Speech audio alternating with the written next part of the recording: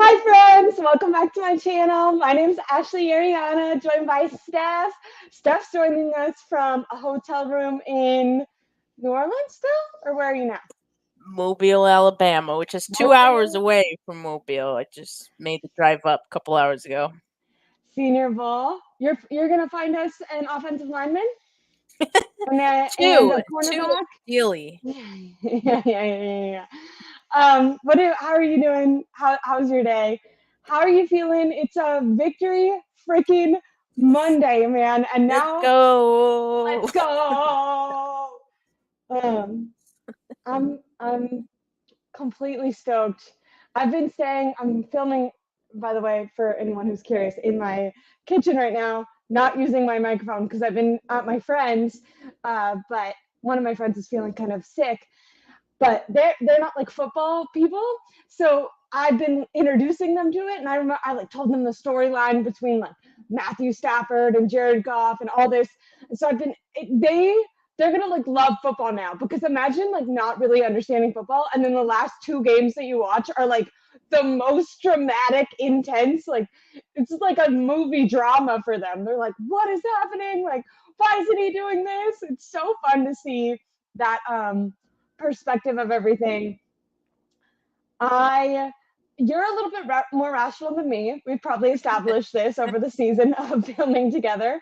Um, I cried. No, I did start my period today, but um, but I quite literally was texting my dad, who was texting me. No, he is not a crier, so he was like, "What the fuck is happening?" And while he was doing that, I was like, "It was a good season. It's over, I know, right? reminiscing, feeling nostalgic on everything that's happened over the season." So that was my vibe going into the second half. I did not, Journey wasn't getting me through. I stopped believing. Um, Incredible. I love this freaking team. I'm beyond the moon. I'm so happy. How are you feeling? How are you feeling today? How are you feeling around this time yesterday going into halftime and Yeah, then I, after that? I know I'm like seen as like the level-headed person, which like I guess I am, but like I was also feeling like the 49ers were going to lose this game. I was like, preparing my mental thoughts already, like going through my 7 stages of grief and all of that in the first half. Um but I was doing it in a way that was like low, like I didn't even want to talk. I think I stopped tweeting at one point.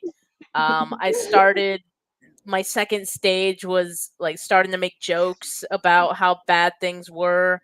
That's my way of getting through things. Um and yeah, like I think I was The memes. I was trying to find comfort with my pets, like my cats. I was like, at least I have my children. Like the 49ers can't take away my family. So is trying to find joy in other things, and we're so dramatic. Like in hindsight, we're so dramatic. But it was God, bad. imagine being a Lions fan.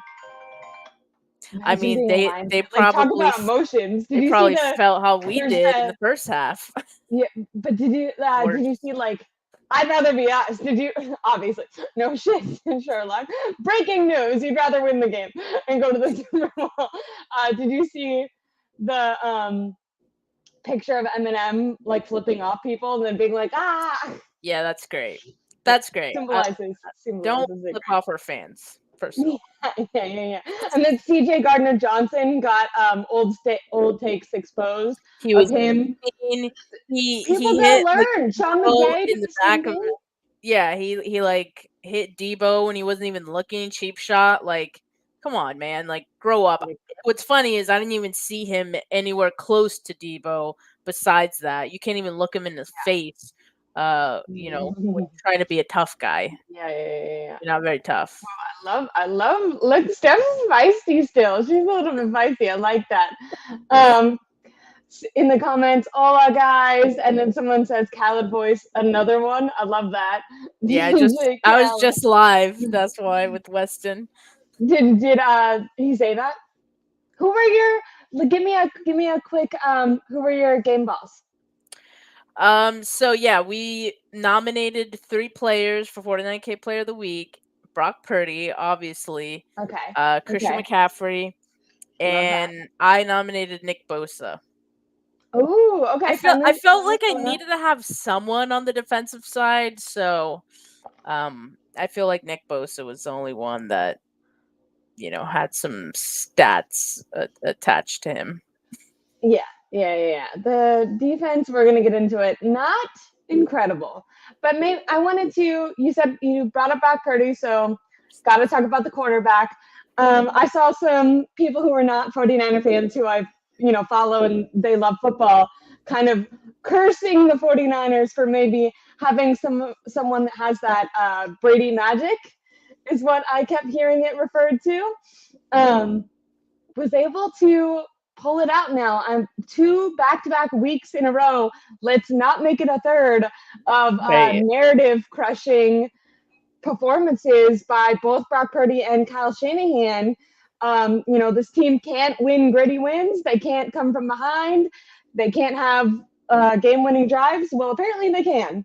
How did you feel about Brock Purdy's performance coming in? Yeah. Just in general, let's say. How did you feel about Brock Purdy's performance? If you had to Yeah, I grade it. mean, he did what he needed to do, and this time it was more extreme than the previous week, right? Like all the people that moved the goalposts for Brock Purdy because they didn't want him.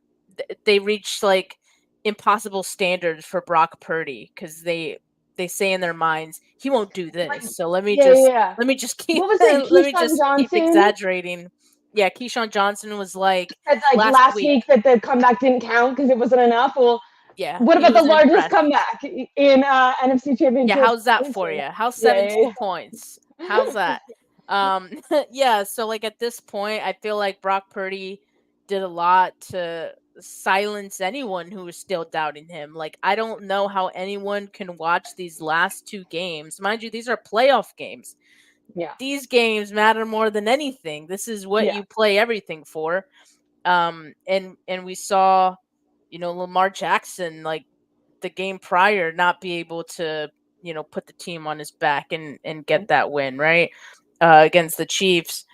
uh but yeah, I mean, Brock did it. He's got ice in his veins. When I was just talking to Weston, I was like, he has something intangible. He has a nip factor. I don't know what it is. I can't put my finger on it. I don't know what to call it. You mentioned Purdy magic or like Brady magic, whatever you want to call it, but it's it. It's it. And Yeah. like that's the difference for this team and why I feel so much more confident about this team going into the Super Bowl right now than I have ever before, because I don't think in the past it was always like, oh, well, they're going to lose because your quarterback, like just force Jimmy to Yeah. throw.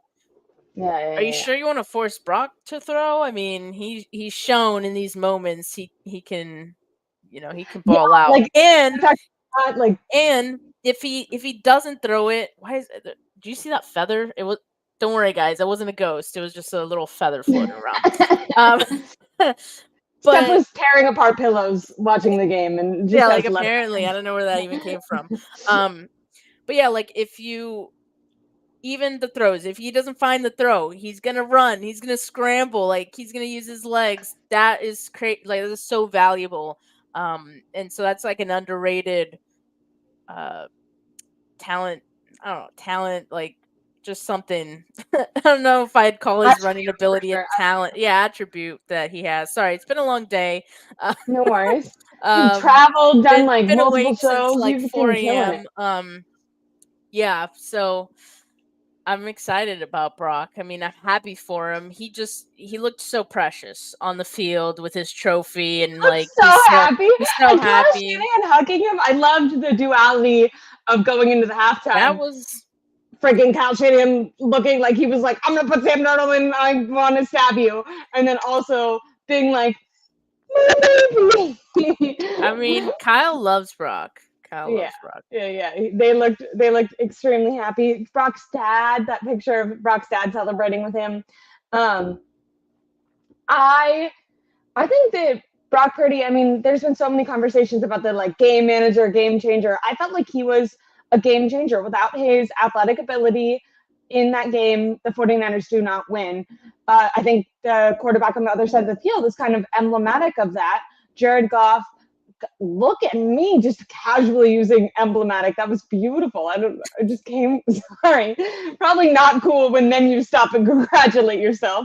But Jared Goff on the other side, I thought, played really well. I thought he managed the game really well. And I will say there was a couple of wide receiver drops that didn't help him. But I really think in today's NFL that mobility is such a crucial factor for a quarterback. This offensive line, in the first two series, Brock Purdy had two batted down balls. Aiden Hutchinson was in his lap throughout the game, specifically in that first half. But his ability to kind of that little hezzy he did, that little friggin' want to talk about Lamar Jackson type, that little like watching, you're like, no, it's a sack, and then he runs, blah blah blah. Let me throw over here to Debo. What was that? Speaking of Debo, what was that? sorry. It had the same energy of that one like interview where he's like, "Football." Never mind. I'll send you the video after. But it's okay. Steph thinks Ashley put up this comment from Al Bundy, the second one, not the one he just put. But Purdy has played 1.5 years in the NFL. He has 4 playoff wins. Dak Prescott has played in the NFL for 8 years. He has 2 playoff wins. I like the key. This is exactly what we're talking about with Brock Purdy and like the difference, the unbelievable standards that people have for him, and like the inability to give him credit. And I fall in this too, right? Because like, I maybe it's being the quarterback for the 49ers. Maybe it's being a fan of the 49ers and kind of feeling like the quarterback has been a weak spot when they've gotten so far under Kyle Shanahan. Also, want to think about him as a coach and all the years he's been to the Super Bowl now with the 49ers, or, to the playoffs, and his runs, also incredible. But yeah, I mean, I want to, he deserves so much praise. I can't believe Ryan Clark, friggin', what is he saying now? Can't be involved in the MVP conversation. Well, he just performed better than Lamar in the most important games of their careers. Everyone would obviously take Jared Goff. Well, I don't think that that's true, because I think that the difference in this game is Brock Purdy being able to have a little bit more mobility than Jared Goff, who couldn't move in the pocket. And yeah, maybe Jared Goff has a little bit of stronger arm, but I think Brock Purdy's arm gets more shit than it deserves. I'm not saying it's the best arm ever at all, but I think it gets more shit than it deserves. And I think his mobility is like extremely underrated. That's what I was saying earlier with Aiden Hutchinson being in the backfield, and Brock Purdy's ability to kind of that throw to use check, like it's just. That one. He's making shit.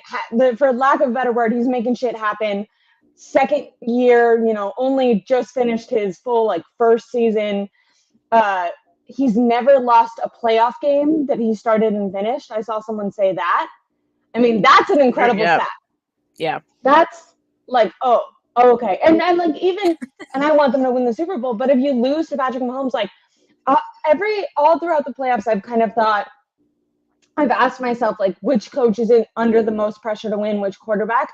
And I feel like that game, that win really built up. I named the stream like a legendary come from behind, because I think that games like that and like these types of playoff runs are what, brings new fans and already existing fans.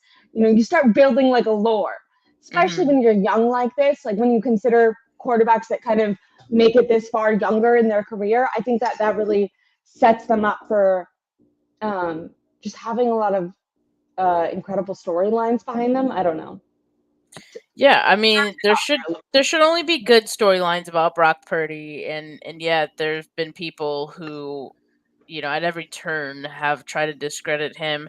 And Ryan Clark today had to tip his hat to him, because what else can you say? Like, really, there's nothing you can say to make a legitimate argument against Brock Purdy right now. Like you just can't. I mean, so playoff games mean more than anything, and Brock Purdy has stepped up in a huge way in both of them for the 49ers and has orchestrated comeback wins in both of them. He did it in the rain. He did it without Debo. He did it from 4 down. He did it from 17 down. Like, what can you say? Every time when there's like a new, like, okay, well, what about this? It's like, I'm gonna show you. I'm gonna show you again. Like, I'm gonna show bet. you again. Now And the that cool they're gonna thing be about that like, is like, well, can he beat Patrick Mahomes in the Super Bowl? it's like, okay, well, how many people can beat Patrick Mahomes in the Super Bowl? Like, what are the No, standards for this going to 20? do it. He's gonna do it. There we go. I like that. I like that energy. Um, yeah, and the weird thing is, like, I mean, that was, I don't think Brock Purdy would grade his performance as good. Like, I think he can perform better in the game, and I think the entire team probably felt that way. But yeah, a lot of people in the comments were agreeing, kind of saying Brock Purdy was the cheat code in the second half. I think that they made a huge transition going into the second half, and I was kind of surprised that they came out trying to run the ball so much. And I noticed that when they were able to, now obviously the shift of momentum. What is it also to be said with Brock Purdy really quick? You know that saying, it's better to be lucky than good? That Brandon Ayuk, there was a little bit of a momentum turn, some of it on Dan Just a little Campbell bit. and some of it on just the football gods, where Brock Purdy threw the ball, hit the other guy in the head. There's a still photo of the guy, his hands, the ball like in between his hands and here. Brandon Ayuk like 2 feet behind him with his hands over here catching air. And then the like caption is Brandon Ayuk caught this ball. And it's just That's crazy. How did you feel when you watched that catch? And did you think that the kind of that catch, the missed fourth down, the fumble, do you believe in momentum, and do you think that that change? Well, we can transition Oh into that, yeah. but first, your reaction to that catch. I mean, I definitely believe in momentum. I was just mentioning this to Weston, and I also tweeted it out earlier. When I rewatched the game, when you rewatch the game, sometimes you feel a little bit differently because you know Yeah, how yeah, it ended, so you have a yeah. clear mind going into it. And I actually felt like, even though it felt like the Lions had all of the momentum, like in the first quarter and in the first half, like there was a moment where the 49ers like stole a good amount of momentum back. It was 14-7.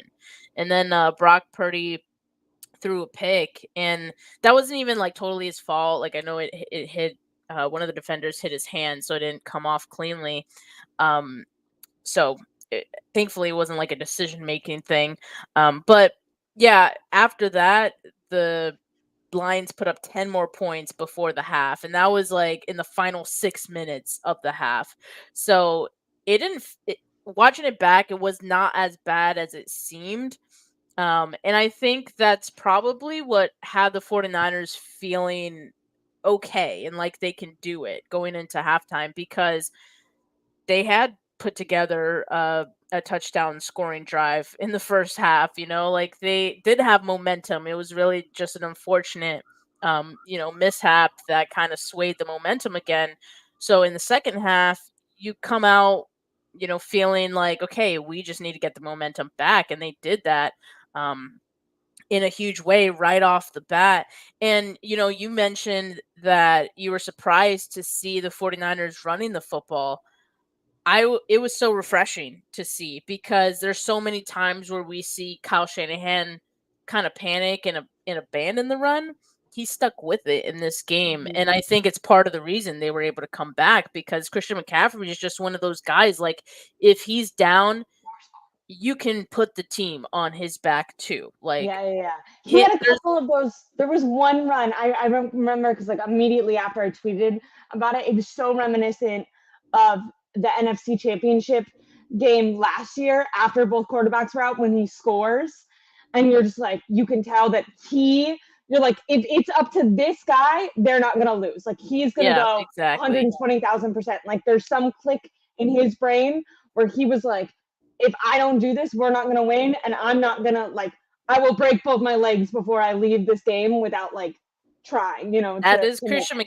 I McCaffrey to love a that. T, and that's why, like, he needs to get the ball. Like, even if you're down, he needs to be one of those people, even if it feels counterproductive. Because I know, like, running the football when you're down 17 or when you're down however much, like, feels like you're not doing much. But a guy like Christian McCaffrey can make things happen. He can get chunk plays, even if he's averaging like 2 yards a carry. All he needs is one. All he needs is Yeah. one, and he can take that to the house, or he could take it for a big gain, and it's a whole different ball game. So there's three people on this 49ers offense who, when the chips are down, I want the ball in their hands. Christian McCaffrey, Brock Purdy, and Deebo Devo. Samuel. Devo. All three, There was all three of also a those guys. series. There was Yeah. a series with Devo that I Yes, there also felt was. like when you were rewatching that game, did that stick out to you? Because I think I like that you said that. Like when you're in, I also separately would love to ask you about Fred Warner because in my post game reaction, I was kind of critical of Fred Warner, and then people were saying that Kyle Shanahan said he had like a defensive MVP level performance, and I was like, maybe there was like one bad play, and I was just angry about it because I get like that. Like I get very, I don't see the game as it's happening. I get very emotional about it. But yeah, will you explain? Maybe did you feel a momentum shift in that series where I think they handed off to Debo, threw the ball to Debo. It was like 3 back-to-back plays, right, where it was just like Yeah, on I him. think it happened in the third quarter because it was, I want to say it was the drive after halftime. Uh they gave it to Debo a couple of times. And yeah, I did feel like it was intentional, and it was to get some momentum going because he is one of those momentum shifting players on this team. So I noticed it in real time watching it yesterday, and I noticed it, again this morning watching it. So yeah, I mean, Debo's just one of those guys. He's like a Christian McCaffrey. He's like a Brock Purdy. They got ice in their veins when their team needs them. Uh, Yeah, they they're don't not like going to go back down under easy. pressure. They step up. Yeah. And you need guys like that. Something that I said going into this game, why I give the 49ers the edge, and I didn't anticipate that it would be this style of game, but I kind of brought up Draymond Green,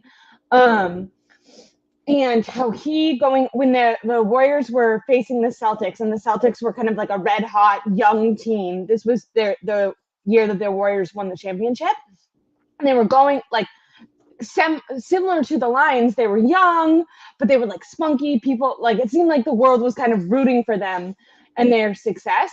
And really quickly, I wanted to address a super chat. Darnell Granville says, "Great win, family. Our team stood up big time." I completely agree. Um, I feel, I will say I feel really connected to 49er fans when stuff like this happens. I know like Evan, like people get so like it feels like you're in it together. Don't you think so? Yeah, The I way that mean, people get playoff emotional in their football freakouts and then always. they celebrate. Yeah, I mean, playoff football unites fan bases, right? And us 49er fans have gone through a lot of pain together, and Yeah, yeah, those yeah. moments sometimes It like unite us, means so but much. we kind of just end up fighting on social media because we have different opinions on what went wrong and who should get blame. So it's always better when the team wins because then right now there's really nothing to argue about. I mean, the 49ers are I winning love you so football much. games, I'm gonna playoff let you games. chat. I love you so much. I'm gonna let you take over for 2 seconds, and I'm gonna run and grab my charger, which is in the office I normally stream at, because Okay, my hope computer said okay. it's gonna die. I'll be right back in 2 seconds. People with their Macs always have their battery to like 10% or lower. Oh, you I heard don't know if that. you can hear me, but I am so coming. Yeah, so like I just feel like those moments unite like 49er fans. So it's even more so when you're at the game. Not to take away from people who aren't able to go to games or like who live far away, but there's nothing like being in that atmosphere at Levi's, at Candlestick, and experiencing those moments together at the same time. I mean, it's The guy, awesome. Like we heard it through the TV screen. Like Levi's was popping. They were loud as hell. And the energy of the 49ers coming back, like you can feel it increasing yeah, as yeah, the yeah. And comeback, it's gonna be is going. important. It's gonna be important in the Super Bowl when Jose Sanchez called in to my stream last night, and he actually said that I guess in the Super Bowl in 2019 in Miami, that the Chiefs are a really good traveling team. So the Like 49ers can just their show fan up. base. Yeah, yeah, yeah, yeah.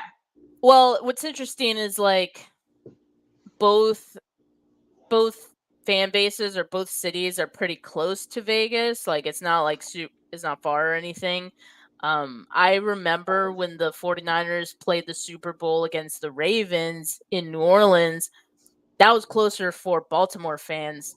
So there were more Baltimore fans. At That least makes that's what I attribute to, there being that difference. So hopefully like 49er fans go out and, try to make it if they can. I know yeah, the tickets it's gonna are be really more. It's pricey. gonna be closer. I'm at least going to be in Vegas. Like I probably I won't. feel like that's the move, right? Like you can just Yeah, like just go watch go. it Just and be go. like within the environment. I totally love that. I got a super sticker from Lacey Muckle that is my best friend, who I've been forcing to watch all these football games with me, and now I'm filming in her house. So I just wanted to put that up.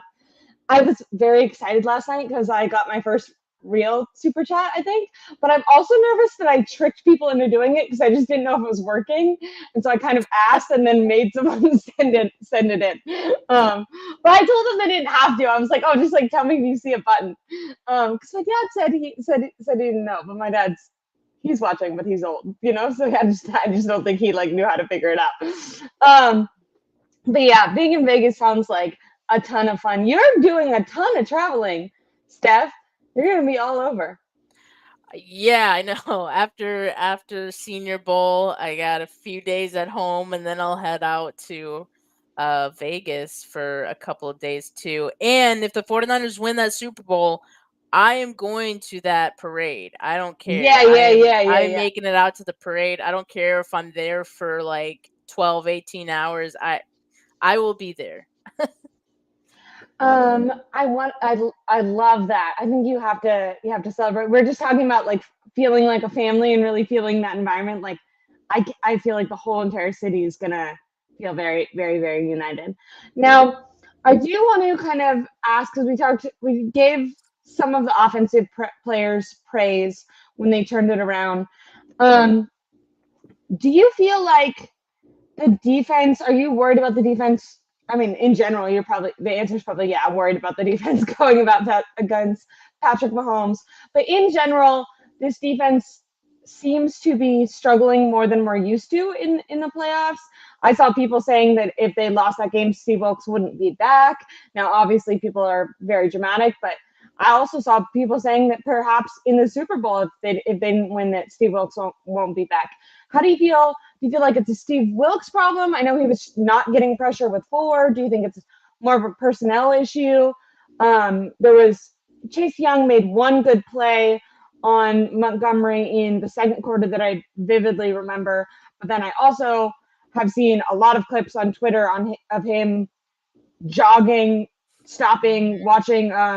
There's one where he jogs to Jameis Williams, does my little thing that I just did earlier in the show, and then Chase Young stops and gets excited because unlike us who have to pay for the tickets to the game, he was like, "Oh, I actually just get a front row seat," and he just stood there. And I was like, "No, you're supposed to run after them. That's why you're standing there, not because you're in the front row." So, how did you feel about we'll talk about the front four, and then I mean, are you nervous about the back end? Because Logan Ryan was a cornerback at one point for us, and I just feel like that shouldn't be a thing on like we're going to the Super Bowl. Sorry, every time I say that I get a little excited. But we are going to the Super Bowl with Logan Ryan, who was starting. And I feel like that's kind of concerning.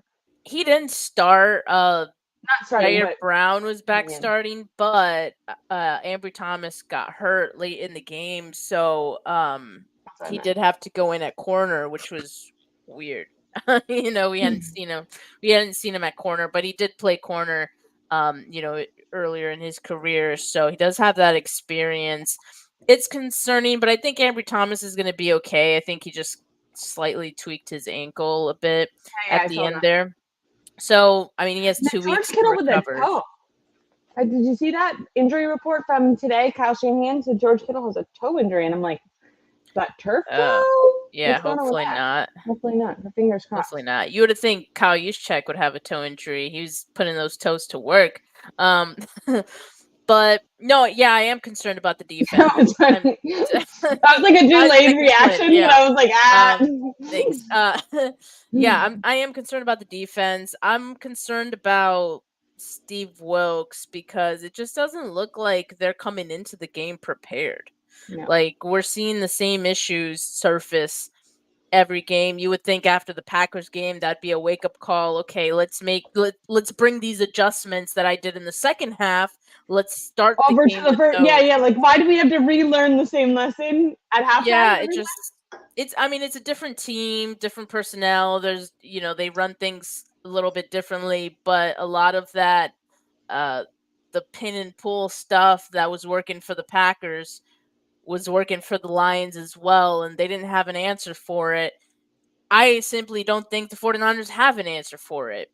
Maybe they've just accepted that. I don't know, but what I'm seeing is adjustments in the second half, but that's not cutting it for me. Like, this is the playoffs. Like, you need to come in a little more prepared, and you better come in more prepared against Andy Reid, Patrick Mahomes, and that Chiefs team, because if not, I mean, look, what I've learned of the 49ers these past 2 games is that they have a really large margin of error. But you can't go into the Super Bowl just depending on that. You can't fall back on that.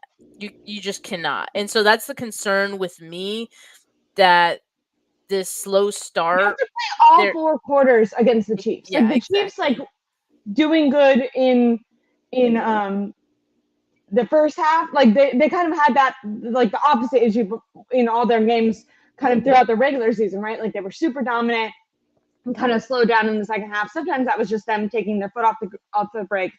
And then we've seen the opposite now in the last 2 games where you're like, literally like fire sale. This is not the team that we're used to. What is happening? It was their offense. It was their quarterback. It was their play caller. It was their defensive coordinator. It was their front four. It was their back end. It was Jake Moody missing. I was like, this is a total team collapse. And then they turned it around. And that's not going to work against Patrick Mahomes. So you need beginning to end freaking ability to do that really quick. I'm not even gonna. Do you want to try to pronounce that name?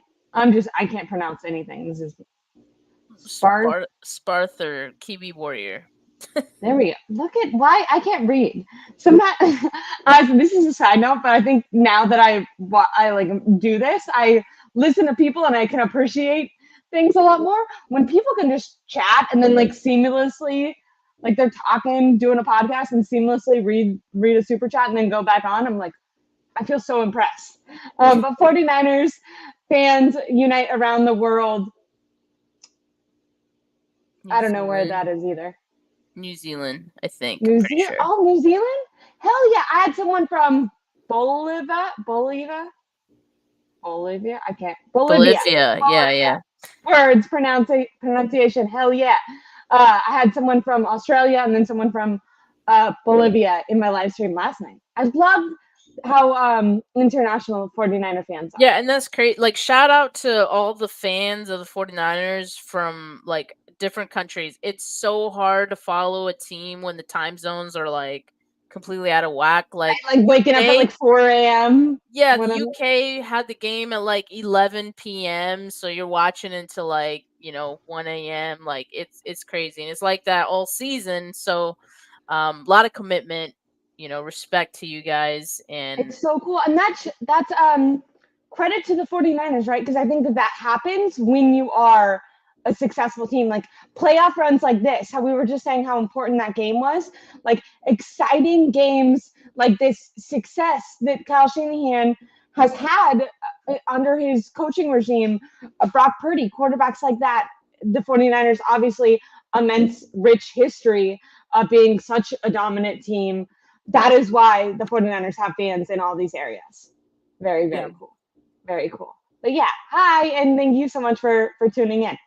Um, and then, but yeah, going back to Steve Wilkes really quick, I'm definitely nervous about this defensive performance that we've seen with their ability to kind of make adjustment. Like to me, you shouldn't have to go into halftime to realize kind of like, do you feel like the defense made adjustments that helped them stop, or do you think that Dan Campbell winning it? Because I felt like they never stopped the run. I feel like Dan Campbell and the offense, Ben Johnson, kind of went away from the run with the Lions. Going into halftime, the announcer said that both Montgomery and Gibbs had more rushing yards than Christian McCaffrey. Like they had broken they had both averaged over 12 yards per carry. It was like some crazy stat going into halftime. Yeah, I mean, going into halftime, it was gross. They gave up 148 rushing yards, but only 34 in the second half. Now, your question of was that because the Lions stopped running, or is that because the 49ers made an adjustment? I think it was a little of both. I think the Lions did. Also tackling. I think that they got better at tackling. They did. So So that's part some of of it. it is player execution. Like I can't put that on. Yeah. So I think they played a little bit harder in the second half. Like I said, I think even Chase Young, who we've we've been pointing out this whole time, like even he had some nice plays in the second half in the run game. I just need more consistency, right? Like I think that's what we need. It's like we're talking about Steve Wilkes and like having guys prepared, but at the same time, like I'm seeing lack of effort in the first half too. And I don't know if the lack of effort is because, man, like we weren't ready for this. Like, like what the hell, man? Like, I don't know. When you keep getting gashed, I mean, it's kind of hard to keep your head up high, right? Yeah. So that starts to show a little bit, at least in the last two games. It kind of has in the first half. So that's a little concerning to me because I don't need this defense with their spirits low, like in the No. first half of No. the game. Yeah. And so, in order to feel confident about the game plan, they need to get stops early in the game. That's just not something we've seen, especially the run defense. We thought Eric Armstead was going to be the guy that, was going to help this run defense, but now they've lost Clinton Farrell as well. So they don't have guys who are setting the edge. Sometimes even Nick Bosa like gives up the edge, right? So there just needs to be more consistency, more discipline in that I do want to regard. say, like, I think that the decision to have Jair Brown start over Logan Yeah, Ryan Logan Ryan. helped win them the game, because even though I did feel like there was a couple, and maybe you watched the game today, but I think he did give up a couple plays, but I felt like he was key in kind of making some of those tackles and helping set the edge. Did you feel that way?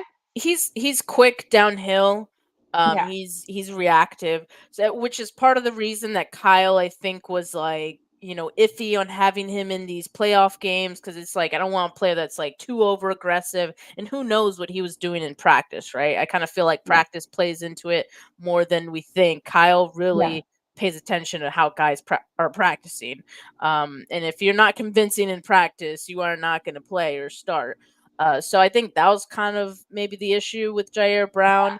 Um, yeah, I do think like he had some good plays. I think Jair Brown's um, skill set matched up well with what They the missed Lions did Hafunga well. with Oh, that dude, tackling yeah. stuff. They really missed Hafunga. I didn't even realize how much this team missed Tufunga until like I think it was like 2 weeks ago. David Lombardi like posted the splits of like their I think it was their defensive EPA when Hufunga was there earlier in the season and then when he was out.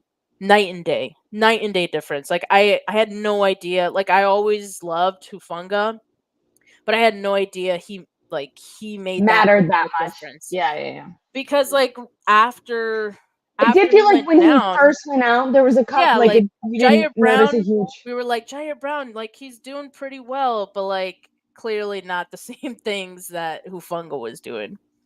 I really, while we're talking about this, wanted to say this guy comments, if they do win a Super Bowl, I feel bad for You Hufunga for mentioned this not. last week, didn't you? Yeah, which I mentioned, but then I also did want to say, and obviously it's not the same as like them playing, but I did see he was on the field without crutches.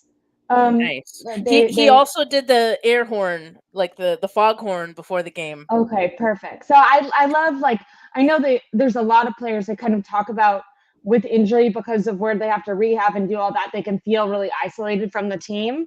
And on the most minor level, just playing sports in college, I when I fractured my shins, like I remember you kind of like beat yourself up for not being able to help. I know Debo Samuel, just when he hurt his shoulder, really talked about the anxiety of not like feeling like they're Yeah. making an impact. And I think it's so meaningful when teams and other players, your peers, make an effort to make you feel involved. Obviously, not the same as playing, but I like that they were doing that, and I like that they showed that. I think it was on the 49ers Instagram that I saw him and people congratulating him and him being in the huddle without crutches and all that. So thank God, it looks like he's gonna be doing better. And heck, maybe we'll be back next year and he'll get it then, and it'll be the year of Huff's revenge, not being able to be there. But yeah, definitely missing Hufunga. Someone in here said, "What are they going to do about Travis Kelce?" I think it was Rick, and I'll I tell you thought that what that was you shouldn't do against Travis Kelce is play zone. Steve Wilkes was playing a lot of like soft zone against the Lions, and they were like getting easy catches like early in the game. Don't do that. I mean, like Travis Kelce's just so good at finding the soft spots in the zone, and that's why he like if you only watch he's like the also like broadcast version, yeah. it looks like he's open all the time and you say to yourself, "How is he open?" It's because like he literally will just find that spot and turn right away and he's open. Like that's it. That's all it takes and Mahomes does a good job of, finding him and knowing where he's going to be in those moments, but yeah, he's the best at finding those spots in the zone. So and he just he's a different player in the playoffs. I mean, he's a beast in the playoffs. What Yeah. happened in the regular season, it wasn't That's his what best regular yeah, season, yeah. does Like not it matter felt right like now. it felt like he was like people were kind of like, oh, like he's, but you're kind of He's starting to washed. see he's like older. Yeah, yeah, yeah. I didn't want to say it like that, but people were like, they were like, damn, this is really, it was the first kind of validating as a 49er fan because I feel like we've always been like, you really appreciate your players. So you're like, Kittle is just as good. Like Kittle, or, people really hype up Kittle. But this was a year that Kittle was like actually recognized as like performing better than Travis Kelce this year. And then freaking they start the playoffs and he's like the best. He's just like, oh, okay. Not saying he's better than Kittle, but just like back to his full self. Not doesn't look slow, doesn't look confused, doesn't, he's 110%. Him and Patrick Mahomes are just bang, bang, bang. Um, Definitely a little bit frustrating. Are you worried about the lack of pressure with Mahomes? I'm worried about not only the lack of pressure, but I mean, Patrick Mahomes is mobile. Like they struggled against Jared Goff, and Jared Goff isn't mobile. Well, the Lions have a better offensive line, True. but I mean, they were banged up. Yeah, Like the Ragnow 49ers were was getting beat up in the trenches, which was crazy. Ragnow had 2 injuries and he was still dominating out there. Like, dude's a beast. But yeah, they were getting dominated, especially in the first half. And that's concerning, especially out in space. Anything that like screens or like they did like an end around or reverse at one point and the 49ers defense was like nowhere to be. Like they were getting blocked the hell up and I mean, you can't have that happen, in the Super Bowl. The Chiefs are going to find a way to exploit that because they have a running game now. Isaiah Pacheco is I really good. know. He runs I hate hard, that this is and like a down year for the Chiefs, and they're still like the best. they have Like new they're just wrinkles. so frustrating. It's so frustrating. Yeah, Like yeah. you really, this is a bad year for you, and you're still just like probably gonna win the How Super do Bowl. they keep doing this? Yeah. Yeah. Do you Yeah. think that it's do you consider you have to have 3 Super Bowl wins for it to be like a dynasty? Like would you consider the Chiefs a dynasty right now, or are they like in the makings of creating a dynasty? Yeah, I think 3 is like in Yeah. a span of years is Yeah. probably a dynasty. If you I don't, can 'cause some people get will 2 say in a it row now, but they too. have 2. Some people will say it now and they have 2. So but yeah, anyways, someone said, I think Trent Williams really deserves the ring. Talk about people who look like they love Brock Purdy. We were saying Kyle Shanahan looks like smitten with him after the game. The way that Trent Williams talks about Brock Purdy, and I Oh feel like yeah. he's finally, going to the Super Bowl, getting there. He is making sure to take in every moment of that 100%. I think he has to get a win. And I like that his agent came out a couple weeks ago and said that he was going to be back for next season, even before, because people are kind of debating if they won, would he retire? If they didn't win, would he try to run it back? Stuff like that. So I like that Mhm. they kind of put an end to that. Um, how did you feel about, did the Lions expose any weaknesses on the 49ers offensive side that you think the Chiefs will exploit? Um, They have a good defense. That's a different thing about the Chiefs too. I feel like when you normally think about them, you think of their offense because they have yeah. the most talented quarterback like ever. But they're kind of a defensive team. There was a lower scoring game against Lamar, and they defensive really carried them to the playoffs, in my opinion. The Ravens like were playing like the best team in football, like for much of the season. Like they were, especially in the second half of the season. I was not expecting them to go out like that. Mostly, I Yeah. wasn't expecting the Chiefs to do To that be, to yeah, them. yeah, yeah.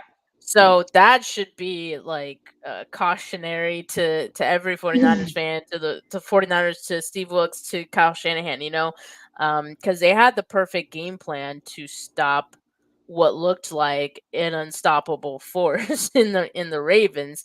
Um, and so yeah, I think that it is concerning. Do I think that the Lions exploited anything that the Chiefs could? No, I don't think the Lions really exploited anything. The best thing the Lions had was their run defense, and I mean, I feel like Christian McCaffrey still, did Yeah, enough, like, so it didn't exactly ruin the game for the 49ers, clearly, and they have a really bad passing defense. But the Chiefs, like Steve Spagnuolo, put on a masterclass. He's been putting on a masterclass in the playoffs, and so I'm expecting a really good game plan from their defense and from and then Spags Andy Reid, giving him and to. Andy I Reid. love Kyle Yeah, Shanahan, but I feel like it's the opposite. You give Andy Reid time, you know it's going to be magic. You give Kyle Shanahan time. We keep saying this. He overthinks things. yeah, He overthinks things, and then Joel Jennings is handing off the ball, and I know that they said that was a fluke, but it yeah. made sense. To be honest, it made sense because you're like, Kyle Shanahan would do some weird ass shit like that right now because he overthinks things in these big moments. Um, but do you think it was now you say, I just thought about this right now. It wasn't a question that I had written down, but earlier when I was kind of talking about the Lions being really good against the run, and you praised Kyle Shanahan for sticking with it, and Christian McCaffrey's ability to break off a few. What has cost Kyle Shanahan the Super Bowl in the past has been going away from the run. Are you confident that they will have like a good run pass balance in the Super Bowl? Do you think that Kyle Shanahan wasn't that like the question that people were kind of pondering earlier this season? Do you think that Kyle Shanahan has shown growth over the season, and are you confident in him as a coach going into the Super Bowl. Not I mean, necessarily that he has to win, but just are you? I think if you wanted to, sorry that this is scattered brain. I didn't write it down. It was just a thought. But I think if you're going to compare Dan Campbell to Kyle Shanahan, him having, and I kind of like aggressiveness, but him having a more slow, conservative game plan really paid off for him. Some people could say that Dan Campbell lost the game by not going up 3 scores right before the half and kind of putting the nail in the coffin, going for 4. That aggressiveness that got them there. So I understand why he wanted to be aggressive, because it helped the Lions. But I think Kyle Shanahan showed patience in the Lions game that should be praised. And I think that he obviously, they had luck and playmakers that really stepped up. But I did think his second half performance was impressive. Did that change your confidence level about him, or did this playoff run this season change your confidence level, maybe compared to prior to the season?